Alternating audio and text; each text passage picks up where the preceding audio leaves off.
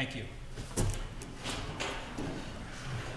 Before we get started with the normal agenda for tonight's meeting, I would like to ask Lynette Verino to come up here along with Michelle Martinez. I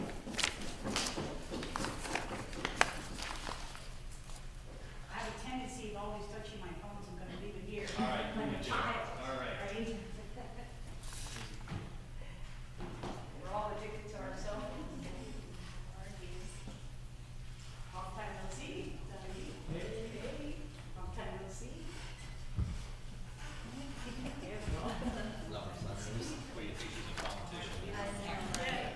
I love staff and I love people that dedicate themselves to. Okay, let's do this. Here we go. Ancient City Hall, David Benalosa. All right, here we go. So before I actually present Lynette Verino with her, this is all we're giving her, guys? This is it? Oh, man. A certificate? Oh, no tiles. But anyhow, it's a true pleasure. I love giving these guys a hard time. A true honor and a pleasure to be here today, to come here and really honor and recognize Lynette Verino. I'm not sure for the public, of those of you, and those of you that have been on this planning commission realize that Lynette is one of the long-lasting planning commissioners in the city. So prior to her serving 10 years on the planning commission with myself, she served, I think, is it 10 or 12 years, Lynette? Altogether 12. You served a total of 12 years. And so, you know, there's very few people beyond Don Cribb, I can say, right, and Sandy Knoll that really have dedicated that many years of service on a commission. Typically, when you serve on a commission, you either decide to run for school board or city council, on and so forth. But she dedicated her career and her life really to this great city of Santa Ana. And I have to tell you that when you think about the Planning Commission and the important role that it plays for the city of Santa Ana, it's probably one of the most important roles right after the city council. And let me tell you why. One, they make decisions that have major implications on land use and zoning.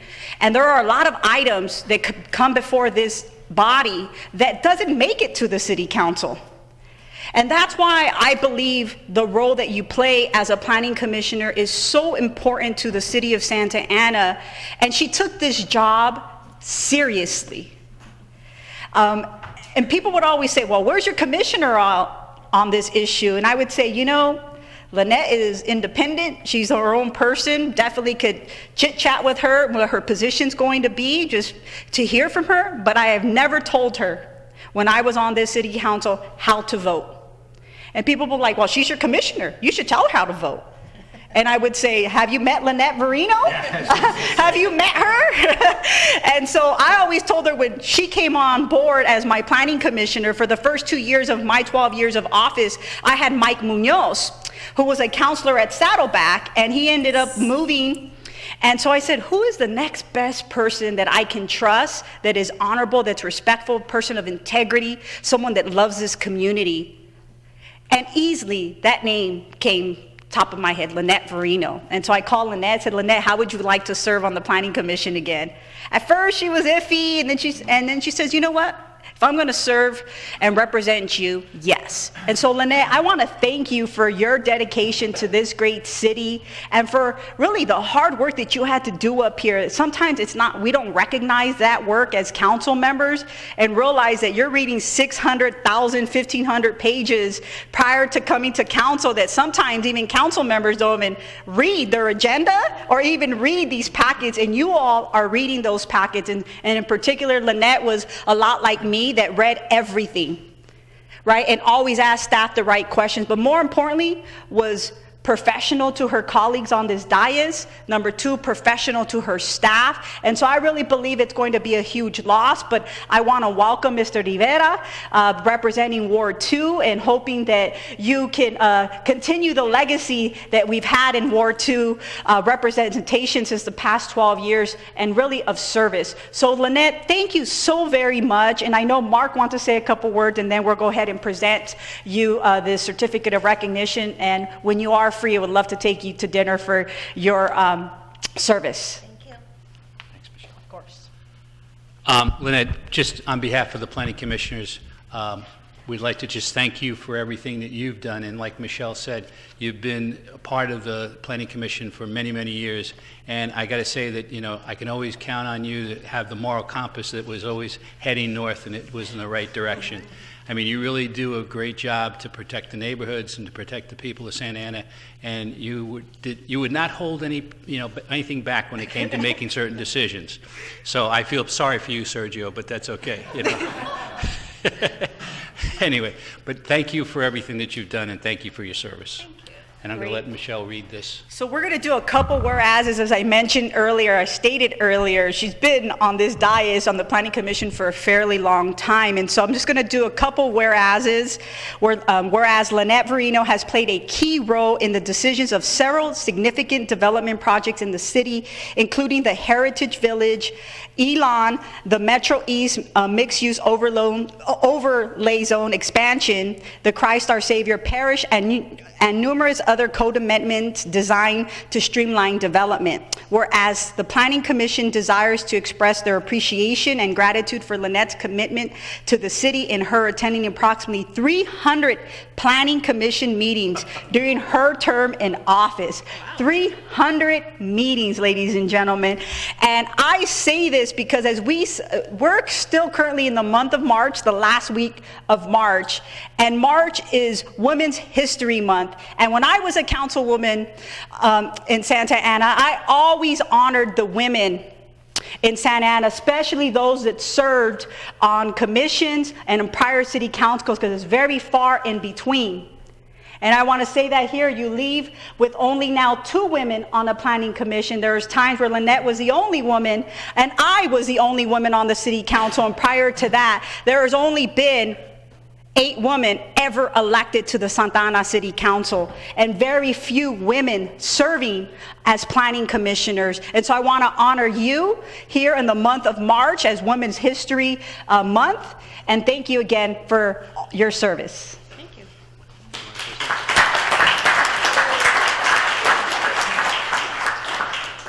Thank you. I really appreciate you guys taking the time to recognize me. And I took my, as you said, I mean, I appreciate that you said that I took my job here seriously, because I really, really did appreciate the appointment and the staff and all the time everybody takes to do this job. And so I didn't want to disappoint. But I appreciate everybody that came out, and I appreciate that getting this proclamation. And I will miss all of you. It is, I'm glad to have my Mondays back. But it was definitely a very rewarding experience. And soon you'll be wearing ripped jeans like Michelle Martinez. Yeah. Exactly. So thank you. Thank you.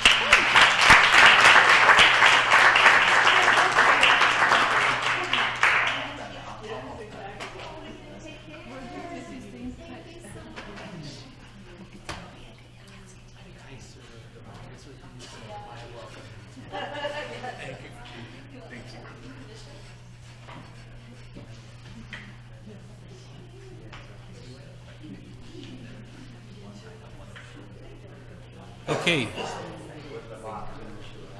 Thank you, Michelle, for doing that, and Lynette, thank you.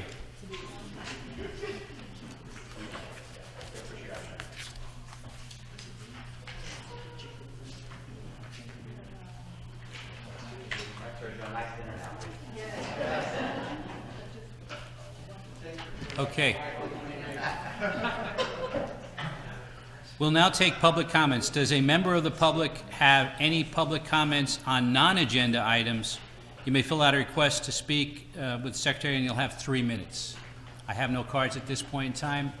If there's no one else that would like to do a non-agenda item, the Public comments is closed. We'll move on to the consent calendar.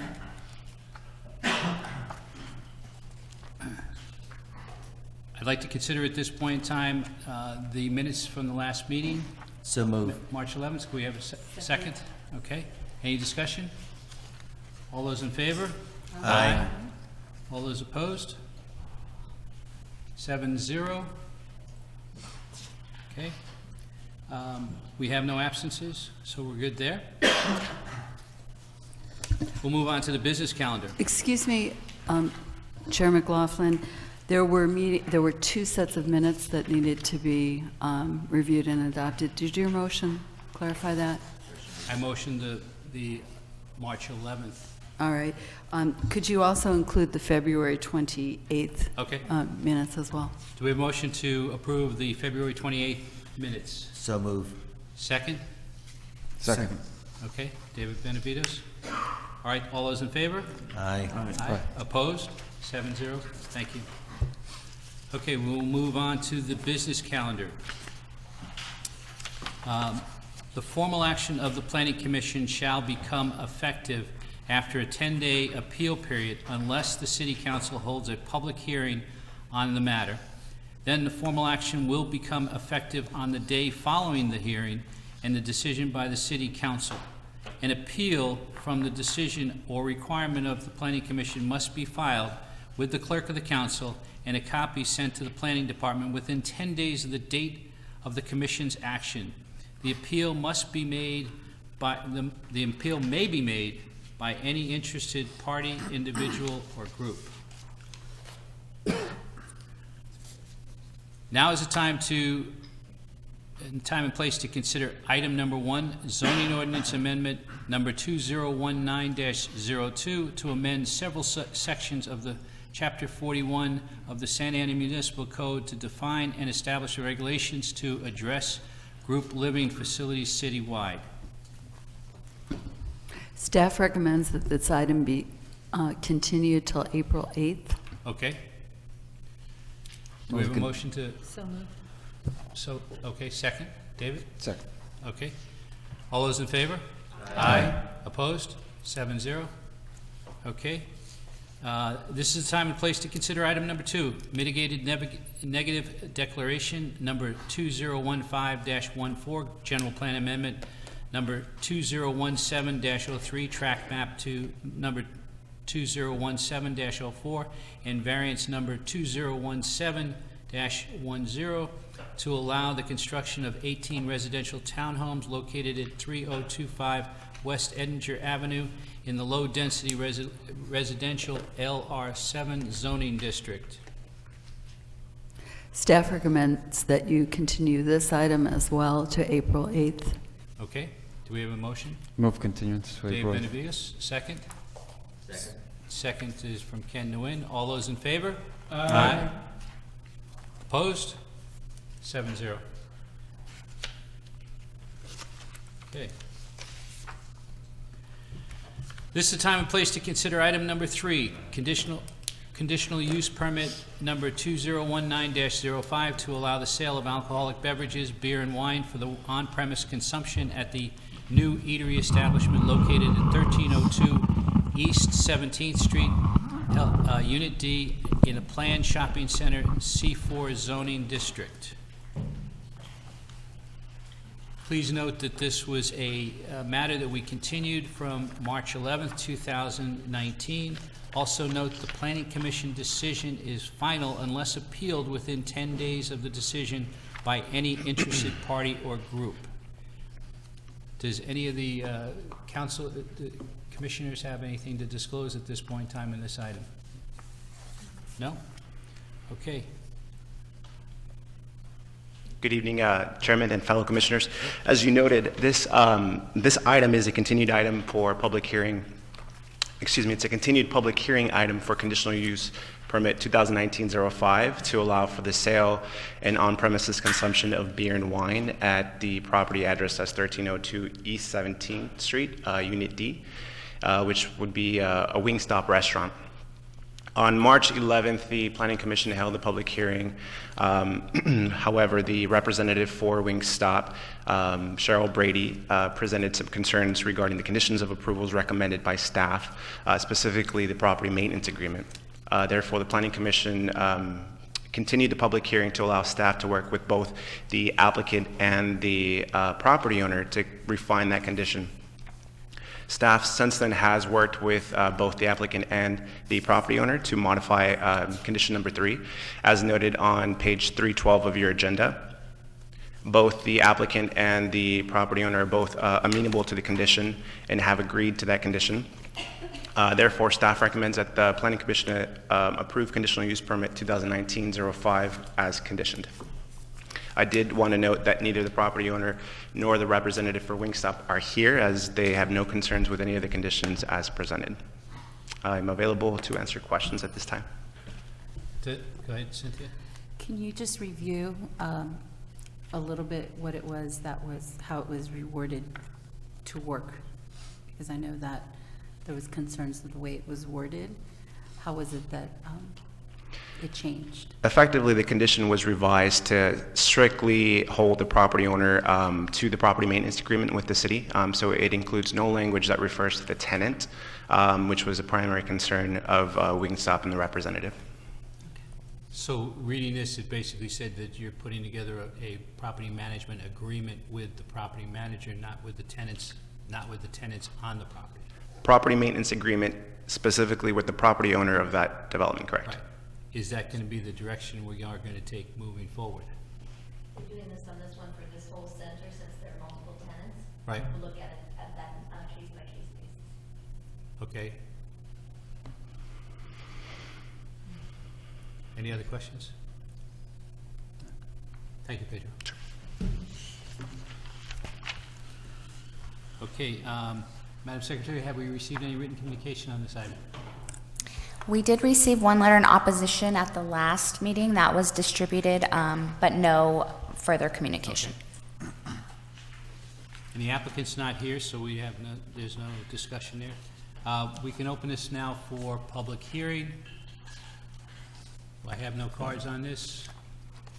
If there's anybody that'd like to say something, please do so at this time. Hearing none. Public hearing is closed. We'll bring it back to the commission. And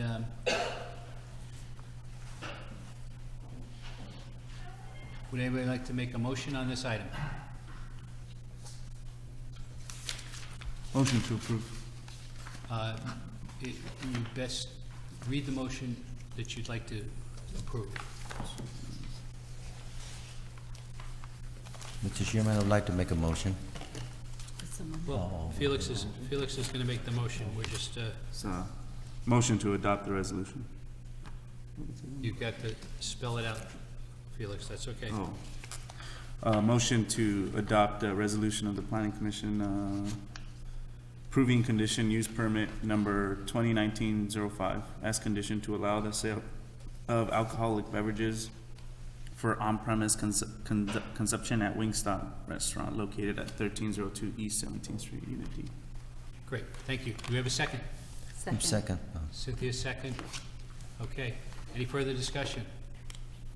All those in favor? Aye. Aye. Opposed? 7-0. Move on to item number 4.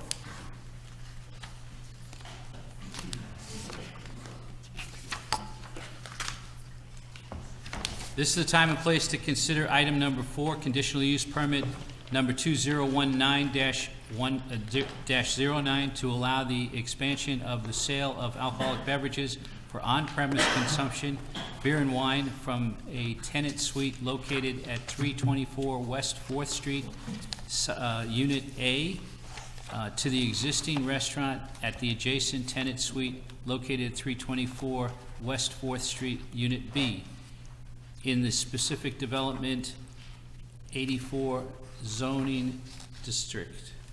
Please note that the Planning Commission decision is final unless appealed within 10 days of the decision of any interested party and group. Go ahead. Thank you, Chairman. As you noted, this next item is a request to modify a previously approved conditional use permit to allow for the expansion of the sale of alcoholic beverages and on-site consumption of beer and wine from 324 West 4th Street, Unit A to 324 West 4th Street, Unit B.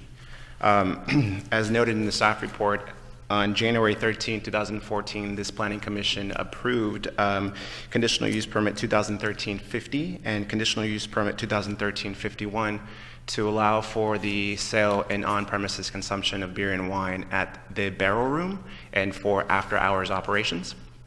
Effectively, this conditional use permit is requesting that we modify modify the on-sale and on-premises consumption to include this additional unit that is currently occupied by Cafe Cultura. The property, or I guess the tenant space, is located on the southeast corner of Birch and 4th Street. It's designated DC in general plan, and it's zoned transit zoning code SD84 with the subzone of downtown.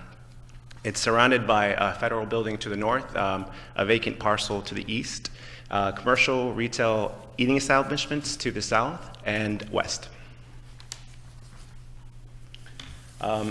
As proposed, the Cafe Cultura is currently occupying Unit B. They're currently in tenant improvement modifications with the building division to expand into Unit A. Their alcohol sales is going to be about 40 square feet of the overall new square footage, which would be 2,300 approximately square feet of the entire space. Staff has reviewed the project and believes that the conditions of approval that are standard for this type of request are sufficient to satisfy any potential negative impacts associated with the use. The operational standards for this proposed license will maintain a safe and attractive environment for the neighborhood, and that this proposed use would allow Cafe Cultura to remain economically viable in the downtown area. Therefore, staff recommends that the Planning Commission approve conditional use 2019-09 as conditioned. That concludes staff's report. I did want to note that the owners of Cafe Cultura are here and actually a property owner as well. If there's any questions that the Planning Commission would like to direct to them. Okay, thank you, Pete. Chairman? Yes, Ken? On the project information indicated there was a restaurant, they call it the Barrel Rooms, at the Unit A, and have the conditional use permit from operating from 12 a.m. to 5 a.m. So the applicant I can see here the report they're not to go to use approved COP 2013-51. So does it mean the applicant will have after hour operation or not? As proposed, no. Cafe Cultura is not proposing to, actually their current hours of operation aren't proposing to go over 4 p.m. However, they've indicated that they have no intention of using the after hours conditional use permit.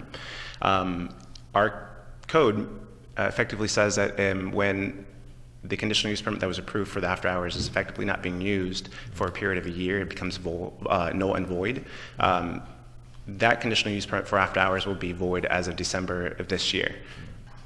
So the applicant is not taken over that the COP 2013-51 will we cancel. Is that correct? After a year of not being used, correct. Yeah. Okay. Thank you. Go ahead. Just a question, how dense is this area with the permits that we've been giving now for alcoholic beverages? I know Jugos Acapulco just recently came, and we kind of had a concern with having a security guard there, so just wanted to know what's available at Cafe Cultura and the density of the permits that have been given in the past 3 years or so. This next slide actually presents the ABC licenses that are currently active for this area. It's kind of hard to read, but essentially what it's showing you, it's showing you the ABC license types in this area. So, I mean, in terms of density, I hope maybe this kind of map shows that a little bit. Obviously, the subject unit, it would be located along 4th Street, where there's already a series of type 41s and type 37, type 41s and type 47s, excuse me, that are approved along 4th Street. Okay. And second, I know in the background information, there, you guys mentioned that there's no close proximity to the parks or schools, but I believe there's Nova School, and then there's a park in front of that school, and then the Nicholas Academy Center's right next to Café Cultura, so there's a lot of children just going there throughout the day. What are the hours of operation that they plan to have for alcohol beverages? Well, our code only allows from 8 a.m. to 12 a.m. Pretty much, but the hours of operation proposed for Café Cultura, I think, are 7:30, so 3, and then 7:30 to 4 on specific days. So they vary, but they're not going to propose to exceed the hours of operation after 4. Okay, thank you. Cynthia? If they were to want to expand, would they need to come back to then get another approval to expand their hours? Our code allows them to go up to 12 a.m. by right, if they wanted to. If they were to express some interest in it, for some reason wanting to do after 12 a.m. to 5 or 7 maybe in the downtown, they would have to come back and modify conditional use permit 2013-51, which was granted previously to Unit A for the after hours. So yes, if they wanted to do past 12, they would have to come back to this body to get your approval to do Suite B as well. Thank you. Sure. Anybody else have a question? Eric? Yeah, thank you. So I'm looking at the condition number 5, which is Commissioner Nguyen brought some of this up. If you look at CUP number 2013-51, not the actual CUP, but the description here, what prevents the applicant from kind of invoking that CUP since it's still going to be operative until the end of 2019? Currently, the CUP is only granted on one of the suites, so they have no legal right to, and this doesn't show that, so maybe I can go back to the floor plan. So the image here is showing the floor plan. Unit B is actually located to the north of this plan, and then Unit A would be to the south. So previously, Barrel Room occupied Unit A. So right now, they really legally wouldn't be able to occupy Unit B after 12 a.m. because the conditional use permit is just for A. So they'd have this kind of quasi-mix of half of the space open and the other half not. Okay, all right, thank you. So the intent, though, is for the establishment to be in both A and B? Correct. They're going to consolidate units. Essentially, the main address that's going to be, after the improvements are done, is going to be Unit A. So when we do consolidations like this, we give this the lowest letter. So it'll be 324 West 4th Street, Unit A. So therefore, since it's going to have one address at that point in time, then the CUP that we're approving, or we're asked to approve tonight, is the one that's going to apply to A, Unit A, which would be the whole unit. And the one that applies today to currently with Unit B will go away at the end of the year. I think we might have phrased that incorrectly, but yes, to your question. So when these applications come before the Planning Commission, there is an identified scope of work and an identified square footage. So when the Barrel Room came in, they had an identified square footage for Unit A, which did not include Unit B. And so that's the distinction that's made in between these applications. So this application effectively modifies that CUP to include the whole square footage of both A and B. We're not doing that for the after-hours conditional use permit, so it's not going to include the square footage of Unit B, if that makes sense. Mr. Chairman, but just to clarify, if you'd like to, you can amend that condition to have that old CUP, was it 1351? If you want, part of your motion can be to avoid that one out tonight as well. It's not that the applicant's not going to use it at all. So to make everything clean might be a good idea. Just go ahead and just avoid it out. So we can make that amendment to the, yes, to the current. Yeah, and then when we refer back to CPA, Suite A, it takes care of it all. Okay. All right. Any other questions of Pedro at this time? All right. Are we good? Thank you, Pedro. Madam Secretary, have we received any written communication on this item? We have not. Okay. Would the applicant at this point in time like to speak? Sure. Okay, come on up. Introduce yourself. Good afternoon to the commission. My name is Samuel Ruiz. I'm one of the owners, and I just wanted to add what the gentleman said, that we are more than willing to forfeit that after-hours permit if for some reason that gives anybody sort of uncertainty that we would go ahead and try to use it, even though that's not what we're here to apply for. So we're more than happy to revoke it as of today as well. That's just simply not our intention. So I just wanted to come up here and say that so there wasn't like a gray area and everything's just squeaky clean. We appreciate you doing that. Does any of the commissioners have a question of the applicant? No? I do. You do? Go ahead. I just want to ask the same question that Sure. we've asked other applicants about. You know, there is definitely a population of homelessness going around, and Correct. then we have alcohol added to it. Do you plan to have any security services provided in your facility during those hours that you're selling alcohol? Especially because there is a school nearby and a park. Correct. So as our schedule sits now, we are what most small restaurants would say overstaffed. We have a manager on site who is always there, and we three owners, most of the time one of us is on the premises as well. Anytime that we feel there'd be in a large group of people there, with the fact that we now have alcohol, we would definitely be present to be responsible owners. But our concept doesn't really require sort of any security because we're more of a family restaurant. We focus more on breakfast and brunch, so we wouldn't really be attracting a large crowd at late night for alcohol. One thing that I like to also point out is that in 2 other cities, I'm already an owner that has a facility with a liquor permit. And if you were to check with the ABC, we've not had a single incident. We haven't had any complaints or accidents or any police calls related to that as well. Our concept, like I'm saying, is more of a family-style restaurant. It's not really something that will be morphed into like a late-night bar. That's not why we're here. Thank you. No problem. Great. Thank you. Okay. We will now open up the public hearing. I don't have any cards on the public hearing. Would anybody like to say something on item number 4? If not, we'll close the public hearing and we'll bring it back to the commission. Do I have a motion to approve this item? Chair, I'd like to make a motion to adopt resolution for approving CUP conditional use permit number 2019-09 as conditioned. Okay, do we have a second? Second. All right. Any discussion? Do we want to make a amendment to close the CUP that exists at this point in time?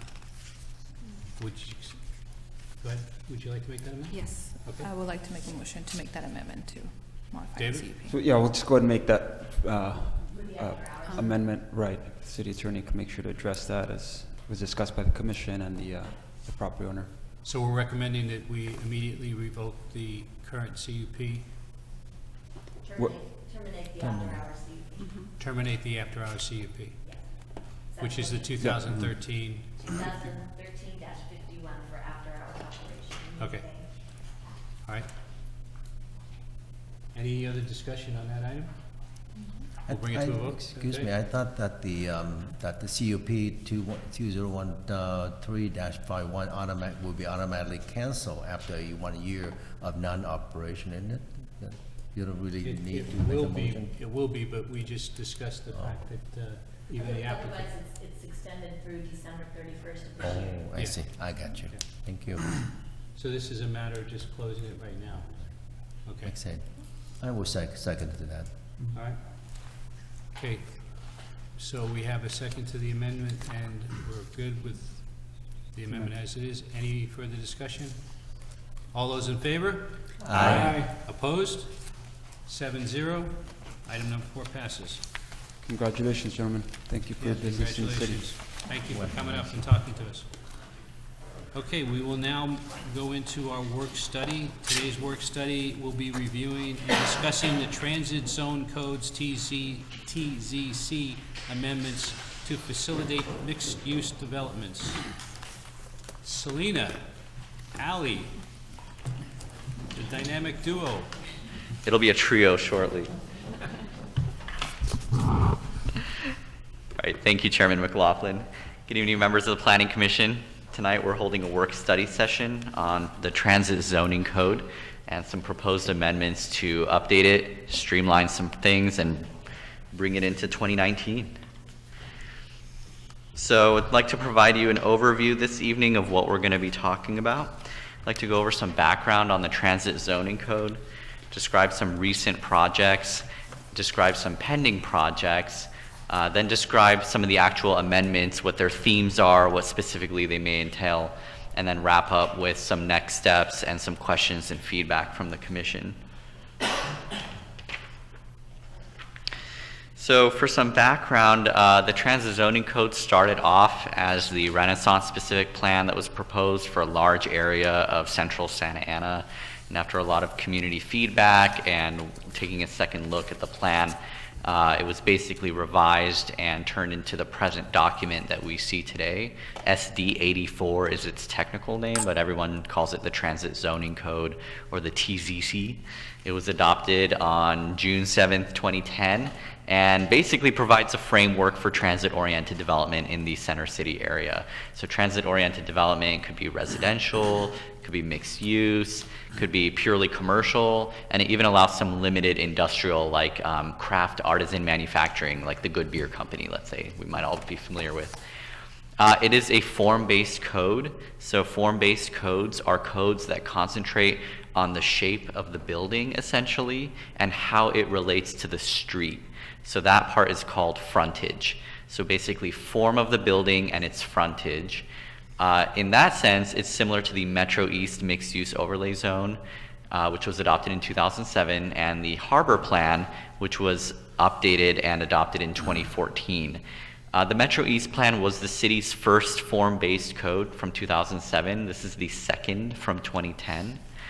And basically, since that time, it's been about 9 years now, we've come to look at it as still relevant, but in need of some updates due to changes in context and changes in development patterns. So some contextual things that have happened since 2010, most prominently are the streetcar. So the streetcar route was chosen basically down 4th Street one way, down Santa Ana Boulevard another way, and then up Mortimer toward the train station.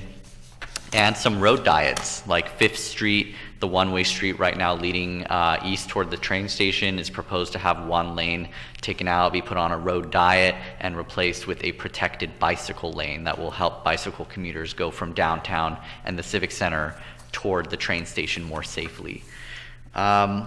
We are continuing to learn from the code about what has been working and what may be in time for a refresh.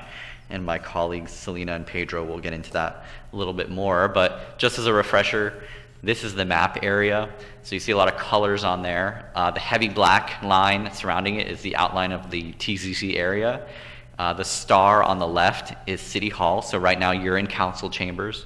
We're all here.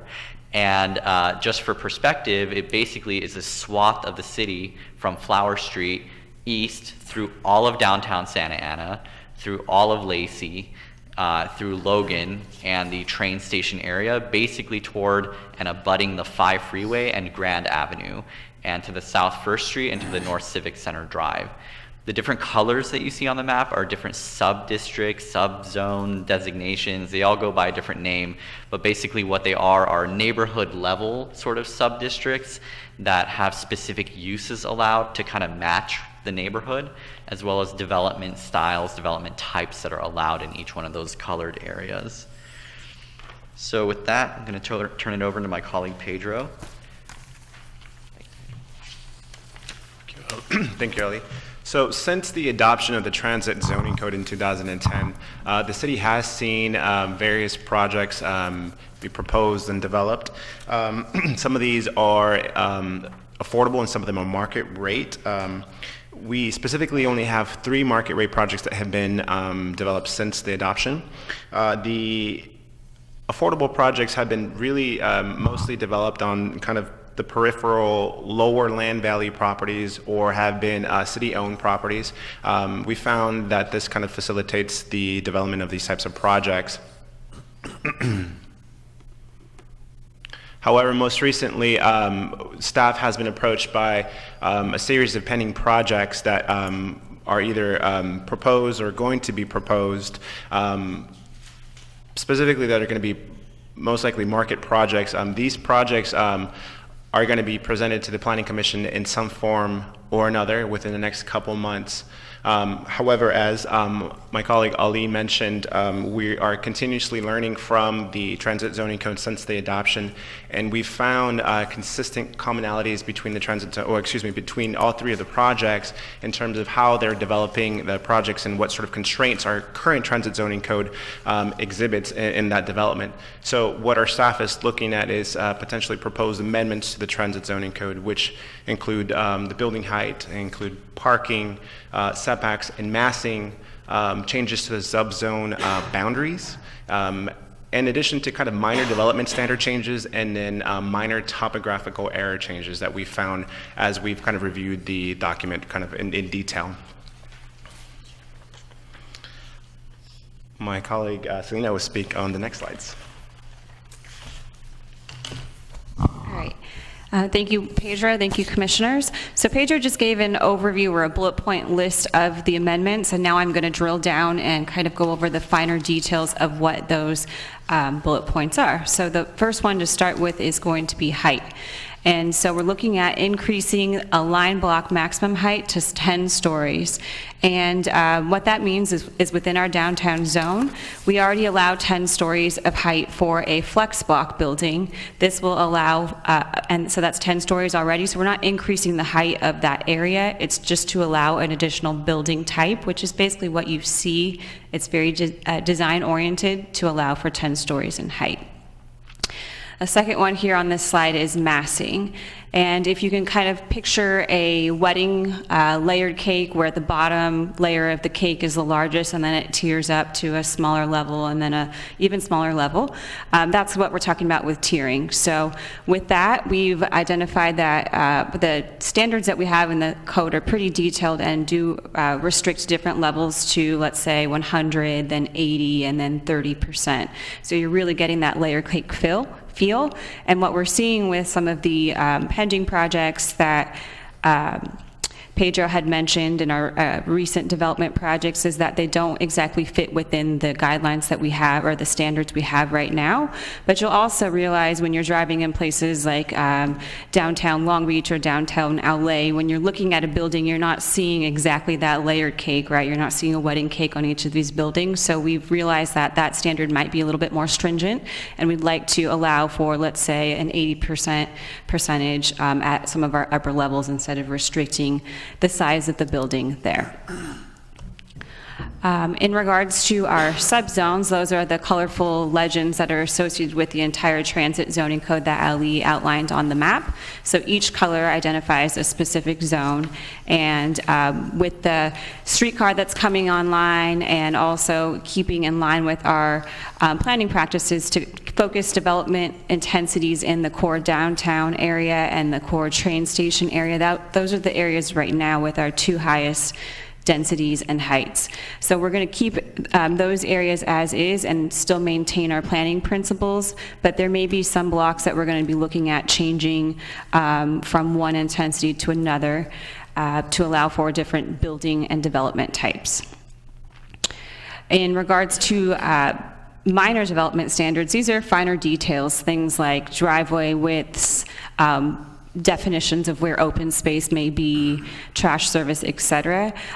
We've noticed that now that we're having some development projects come online, that there's some tweaks to meet even fire standards, that our transit zoning code conflicts with those standards. We want them to be consistent and not have to propose a variance then for a driveway width, which is actually required by another standard like the fire department. And then kind of our catch-all would be any typographical errors, things that conflict with different sections within the code, and to kind of make it easier to implement and for the reader to read. And in regards to parking, we're going to be doing three things. So the first one is going to be bringing a parking consultant on board or a parking engineer to do a study of the downtown area and also studying other transit-oriented development plans in other cities, for example, to see if we're off base of where our parking ratio is, or maybe it's okay as is. So that's going to be a larger project, what we'll look at to see if we're on base with our standard or if there's something that needs to be tweaked to allow for greater flexibility. We're doing two other things, and the last two things are things that are already within the transit zoning code, but we were looking at expanding them into some of those other subzones, again, those other districts. So the first one would be to allow for parking exemptions for historic buildings in the urban center. This is something that we already have in place in our downtown buildings, in our downtown subzone, to allow any historic building there to be reoccupied with a tenant without having to provide additional parking. And we want those buildings to remain and to be functional. And then also in regards to a park once policy, this framework is already established within our transit zoning code. We already have that provision that allows us to create this park once program, but we are looking to activate that and also to expand it into another district, which is the urban center area. And that kind of goes over the list that we've identified to date of the amendments. There may be additional amendments that we find as we're drilling into the finer details and also as we hear feedback from you. And anything that then does not meet the code, you will see at a later date. So those projects that Pedro mentioned, the 3 projects we have, will all be coming to the Planning Commission at a later date, regardless of these amendments. They're all over 4 stories, some of them may require even variances even after these amendments. So it's not that we're trying to we're doing anything in additional, but these are things that we want to do to facilitate and activate our downtown and get more development. One thing that also goes along with that is a possible general plan amendment for the 3rd and Broadway development project. And this would be to increase the floor area from ratio from 3.0 to 5.0 in that subzone of downtown. And also to clarify some of the language in regards to floor areas of parking structures, which are currently counted in floor area. So it would take into account that, eat into the square footage that's allowed for a building, but that is more for the intention of a standalone parking structure, probably similar to the structure you parked in tonight where it's just one standalone structure. Those, it makes sense to regulate floor area, but not one that's integrated within a development of a building, because we already have parking standards that regulate the size and the number of parking spaces. And as was mentioned, really the goal of tonight is to garner the Planning Commission's feedback on some of these goals that Selena just presented. However, the next steps after tonight are to analyze the amendments to ensure that they ensure that they address the proposed projects that the Planning Commission will see in the future. We would need to identify other amendments that kind of facilitate or streamline development in the future outside of these 3 projects. We also need to consider what the environmental implications are of these amendments, specifically the CEQA documentation and what sort of processes we might need to take. Eventually, what we'd like to do, and the intention of this, of our staff, is to come to the Planning Commission and City Council for actions in late spring and early summer of this year. So with that, we welcome Planning Commission feedback or questions. Do you have any questions? David? Yes, Mr. Chair, thank you. A couple of questions. Where am I? My notes. With regard to First Amendment, the height, it wasn't too clear. Can you explain that again? If we currently allow a 10-story maximum height, so you mentioned that we're not looking to increase the number of stories. So what exactly then would we be doing with this amendment? Yes, so this goes along with building type. And one thing I didn't go over using this image is the images on the screen. So on the left side, you have an image of a flex block building, and on the right side, you have an image of a line block building. And what you'll notice when you're looking at these visually, just from a street perspective, is there's not much difference of the look of these buildings. So the line block, which the flex blocks, which we have on the right, the white building, that allows to be up to 10 stories in height. Of course, it wouldn't look like that. It would have different architectural treatments and things. And what we're doing is allowing the line block building type to also go to 10 stories. That 10 stories already exists in that downtown subzone. It's just allowing for an additional building type. I see. So it's just the architectural style that in that sense we're allowing to. Yes, architectural style. Thank you. Thank you. One of the other recommended amendments with regard to parking. Remind me what the Park Once policy is, because you referenced that we currently have that in we currently have it in the urban center area, and you're looking to expand to another one of the other areas. Is that correct? Sure. Thank you, Commissioner. So right now in the transit zoning code, you have these different options of how you can meet the parking requirements for the code. To date, all applicants have basically chosen to build parking. So there's parking requirements of like 2 per unit if you're building residential, plus X number for guests. The code in the downtown subzone and in the transit village subzone, so transit village is near the train station, downtown is downtown, allow you 2 more options. One of them is an in lieu parking district where a developer would pay a fee and the city would set up almost like a bank and then use those monies to build extra garages, extra parking lots. Option number 2 is to exercise a Park Once policy. Park Once policy, a lot of cities locally have it, like Newport Beach on Balboa Peninsula, let's say. It's this idea that there's just certain parts of your city where people park their car once and then walk. Right? They're not like, if you go to Balboa Peninsula to go to the beach and then you grab some ice cream, and maybe at the end of the day you go to a bar and grab a beer, each time you're not going to get back in your car and drive to the ice cream shop and then get back in because it's so hard to do so. So rather than kind of assuming that people always drive and drive and drive between each use, almost like a mall, you just park once and then walk around. So that's already allowed as an option for the city to exercise in those 2 subzones. This amendment would extend that to the urban center subzone, which also is a majority of the downtown area. And one of the things the Park Once program provides us with is physical improvements, signs, and also support programs. And we'll be looking at a variety of them and support programs, I mean by valet parking or a shuttle or other sorts of options that would make it even more feasible for this Park Once program to work. So it's not just that we're going to say we're going to do it, we're also going to support that with some changes in policy and new programs and physical improvements.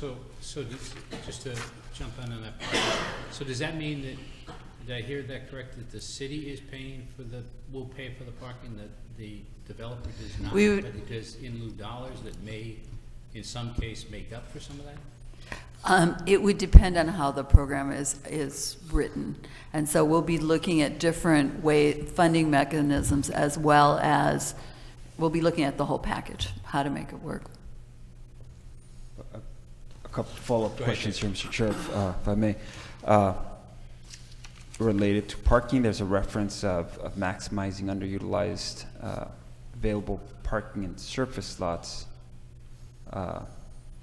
Can you explain that one, what I captured or understood, and maybe correct me if I'm wrong, there might be certain buildings where I think of the Spurgeon building, for example, one where there's multi-story, it doesn't necessarily have, from what I understand, direct parking that's directly attached, for that exclusive use of that building.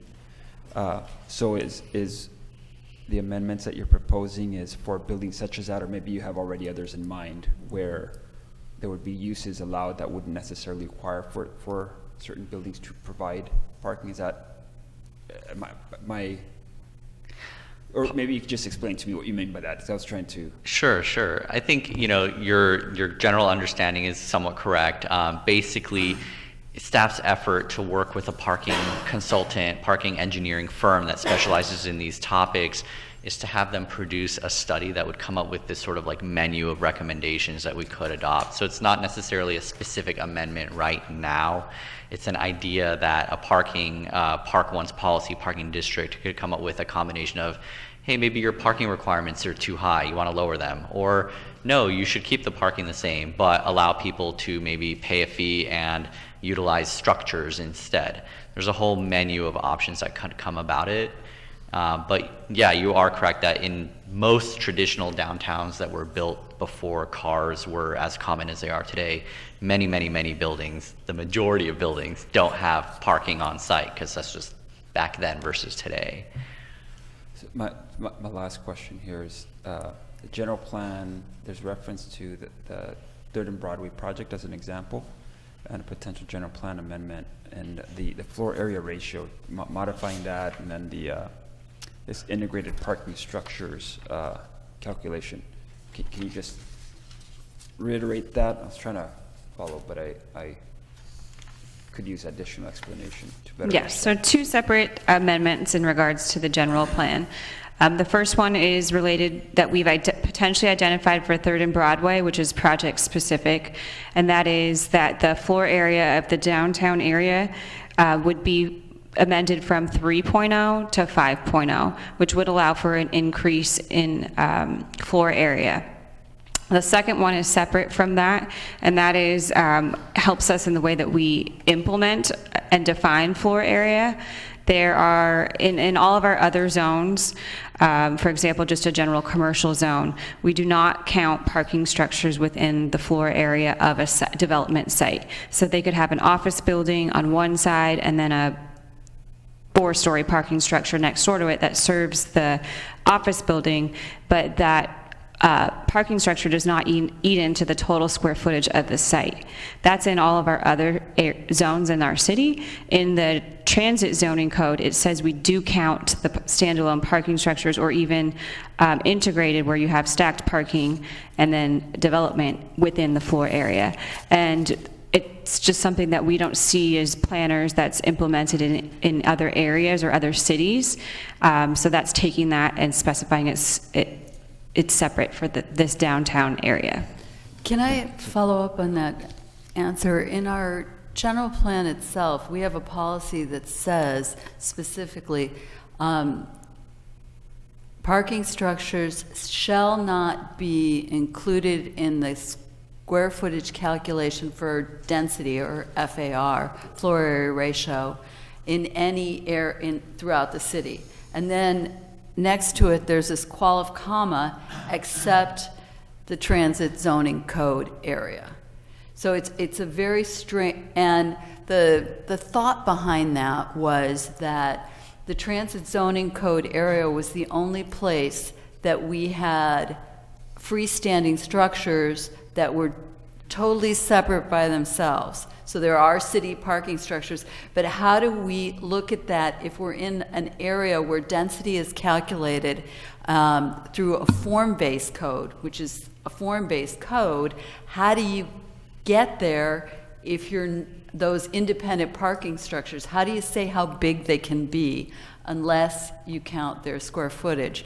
So now we're looking at uses coming into the area that will be a part of another use. They'll be serving another use specifically. And so in those cases, it would be sensible for us to say that they would be treated as anywhere else in the city, where if it's attached to a use, it doesn't count in terms of their floor area ratio. But we would still retain, for the existing parking structures that were separate from and independent of any other use, we would probably want to retain that form-based code, just because we wouldn't have any other way to regulate it. Thank you for their explanation, and just overall for this, bringing some of these points up, and what sounds like will be, recommendations coming forward sometime in the near future.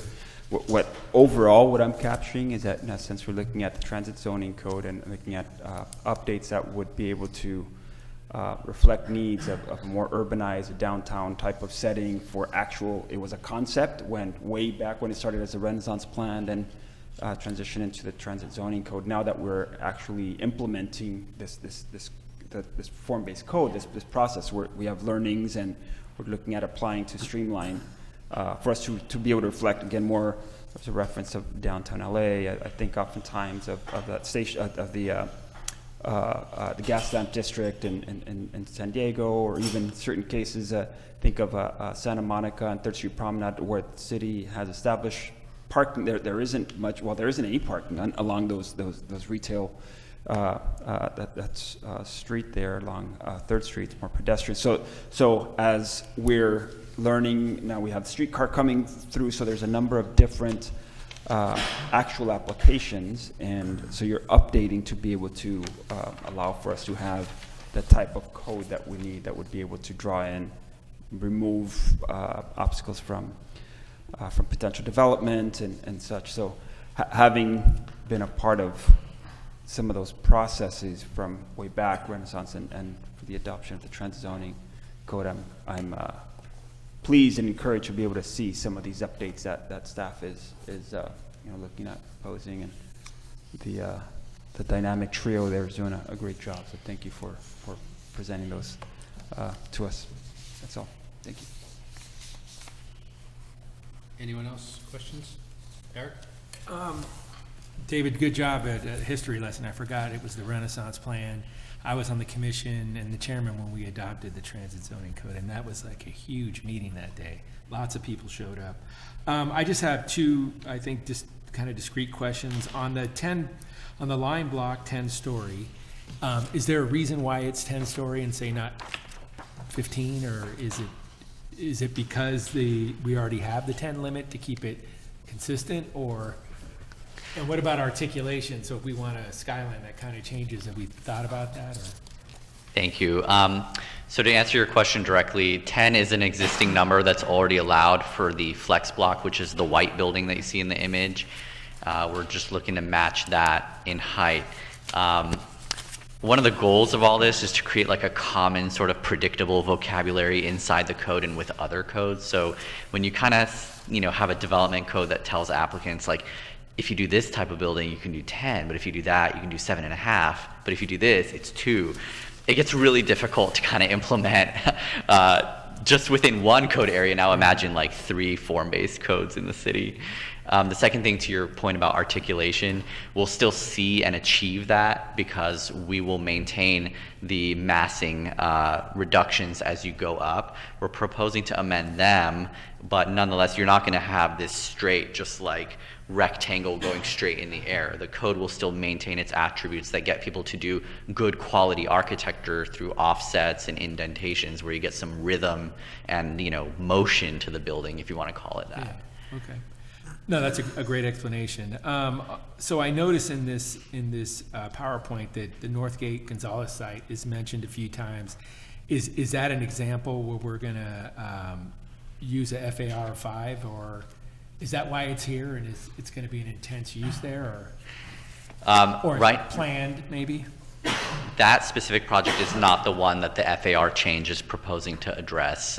It would be the 3rd and Broadway project that I think Selena can provide a little bit more detail on, if you'd like. Yeah, I'd like to hear. Sure.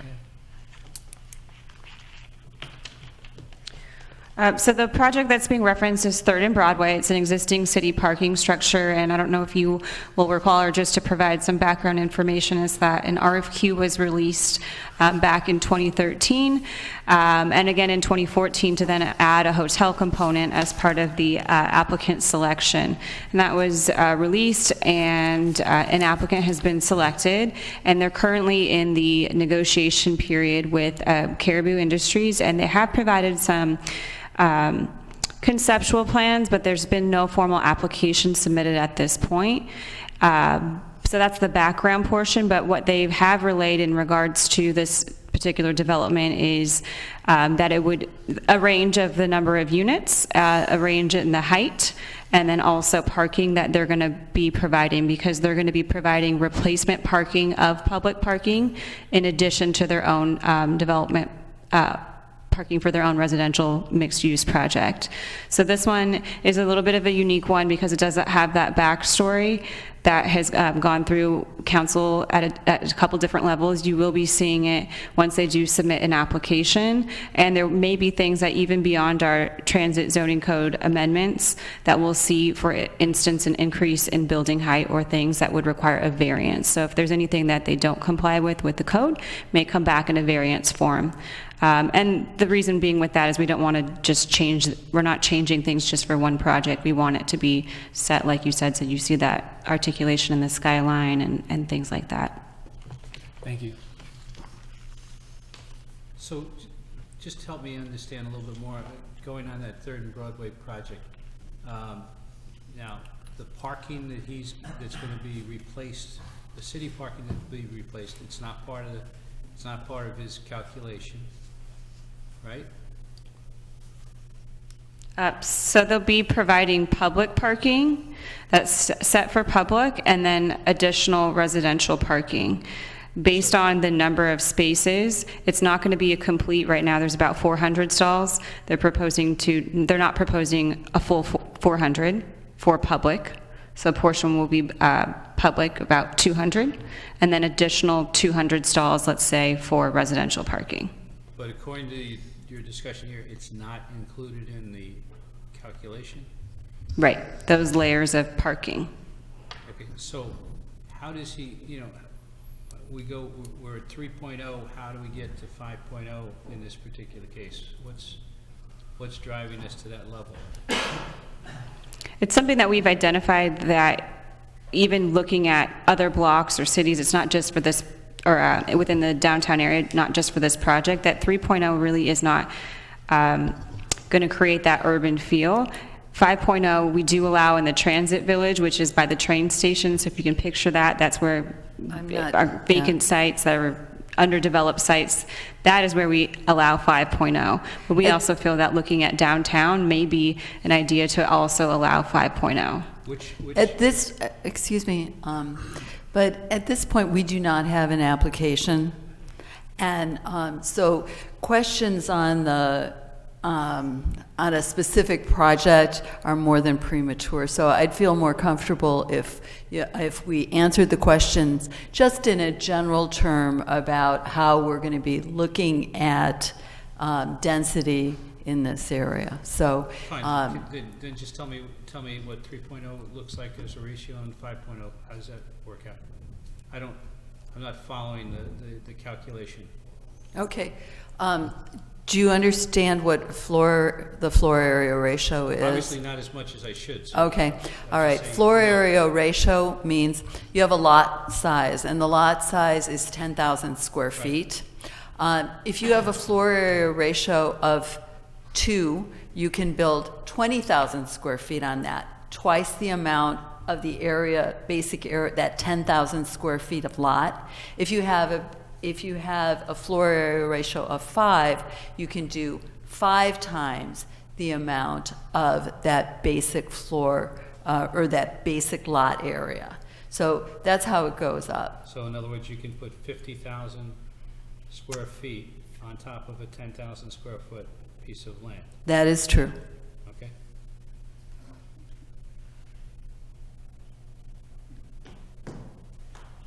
Any other questions? Yeah, go ahead. Can you explain the massing and setbacks a little bit more? What are we at now, and what is it that you're looking to change it? Sure, thank you. So right now the code basically says that when you have a building proposed, the first 2 levels can cover or basically be 100% of each other.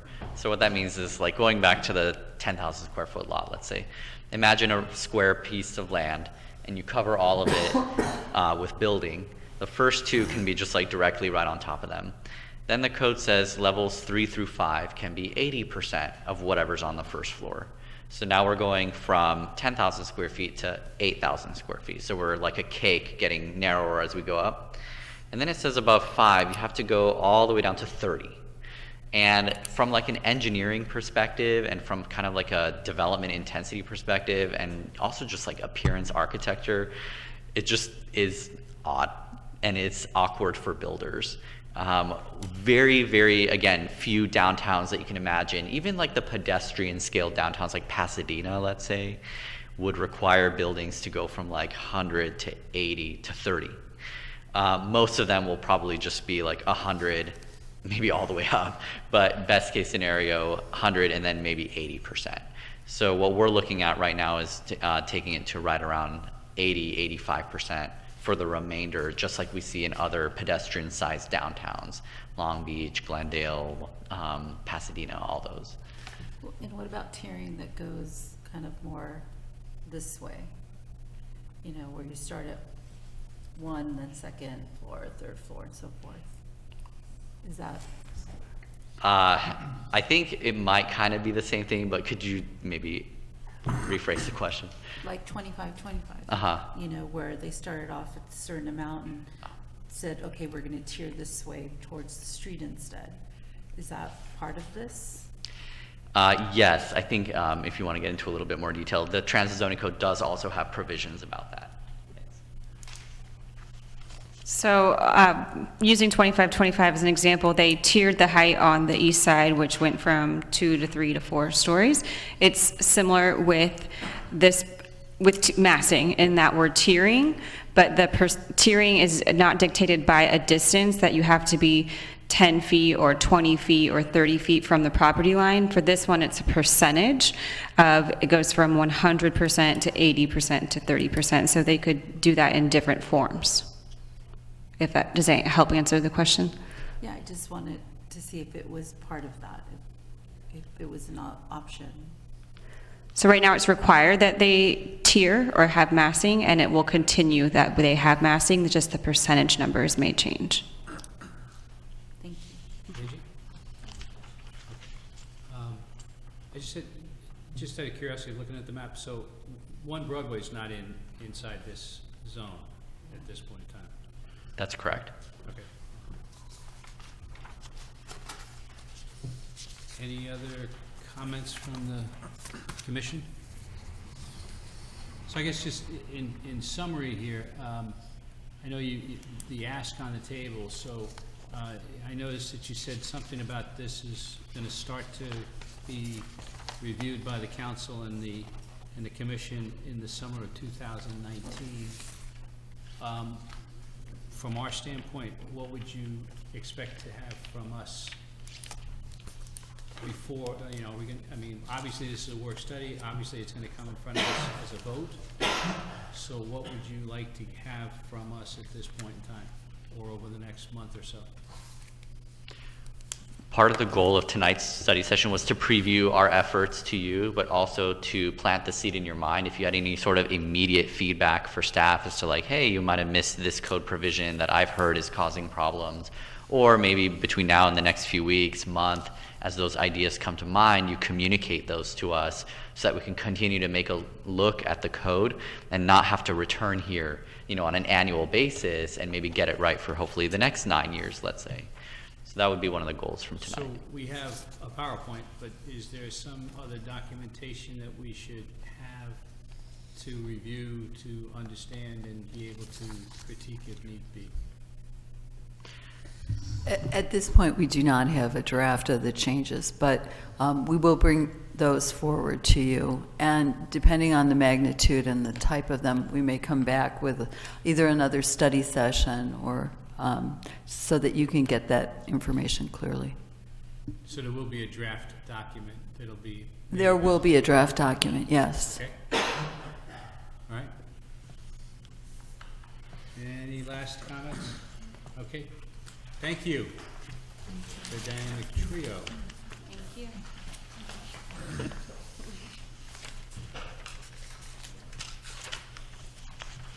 Okay, at this point in time, does staff have any comments that you'd like to make at this? Yes.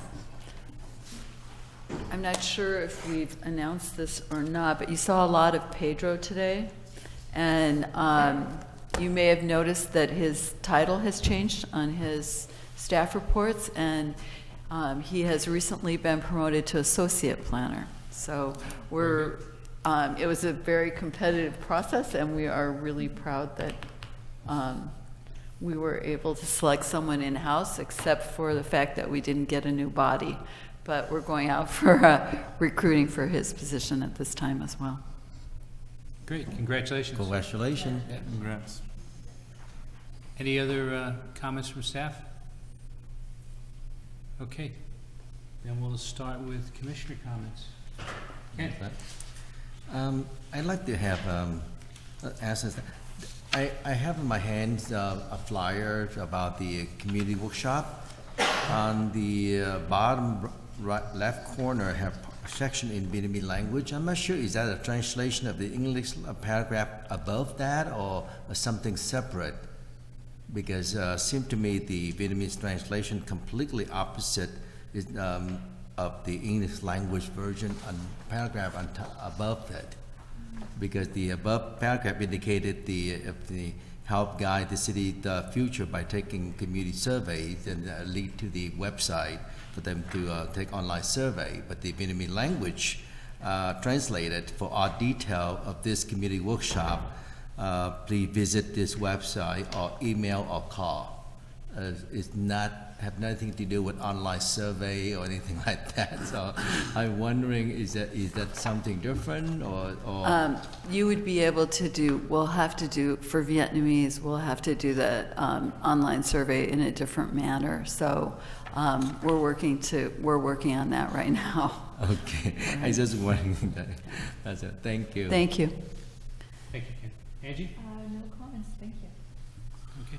Cynthia? No, thank you. Eric? No comments. No Felix? comments. David?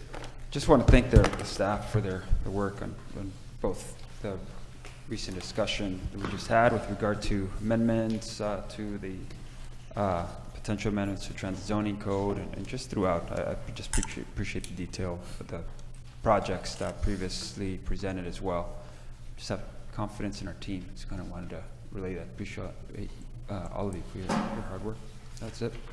Thank you. Thank you, David. A couple of comments. First of all, thanks for pulling everything together on this work study. I know it's a large project that we're working on, and that's great. I did want to also mention to the rest of the commissioners that due to a situation that occurred with a recent item that was on the docket where people didn't appeal in the time frame that they had to appeal and wanted to appeal our decision, we are now kind of trying to overkill the statement that says, you know, if you want to appeal anything, please make sure you do it within 10 days. So if it sounded redundant to you, it was purposely redundant because we're trying to make sure that everybody gets there's enough time that it sinks in. And so from that standpoint, we'll continue, I'm sure, for a while to repeat what we're doing on this, right? Okay. And then I think the other question I had and comment is that this item that we had on item 3 with wing stop, you know, I think it would be helpful for us to understand and make sure that are we going to progress to a transitioning out of having this on everybody's resolution, or is this something that we're going to continue to carry through on everybody's resolution? We're still discussing. Okay. When we come to a decision on that, will you please let us know so that we can take that into consideration? Okay? All right. With that, meeting's adjourned. Thank you. Have a good evening.